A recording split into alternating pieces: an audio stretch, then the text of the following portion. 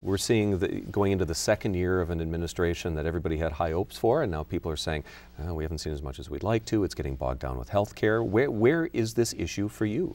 Well, I think there has been some progress. I know that I've spoken to most members of our congressional delegation from Michigan, and some get it and some don't. I think that when they don't get it, it's because they haven't really had a very fair hearing on what the scientific issues are and what the evidence shows, and we need to do more to communicate and educate these kinds of things so that our legislators can make a sound decision. It's a little befuddling to many of us that 2 years ago cap and trade was on the table. It was in both McCain's platform and in Obama's platform. It didn't even seem to be a discriminator between the two. Their plans were almost the same, Republican and Democrat. And now it's a contentious issue. And that, I think, is just pure politics. And we need to move the whole discussion away from politics and put it into a solution-seeking exercise, a problem-solving exercise, bringing scientists to the table, policymakers to the table, citizens to the table, and figure out how we're going to fix this problem. Yankee ingenuity. And what a lot of us are talking about is the opportunities for the economy in green technologies, clean technologies, all these kinds of things.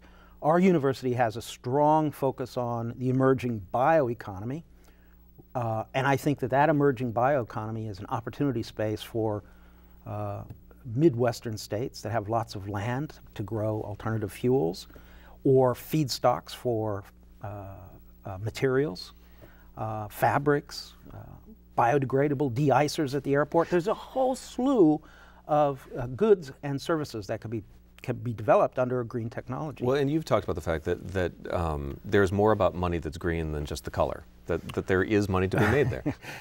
But are people making the connection? It seems like when the dollars start getting attached to it, when it starts getting profitable, or even sometimes when it starts to get cool, no pun intended, it starts to get momentum, it starts to get more attraction. What's going to kick it off? Well, I'll answer it in this way, in a related way.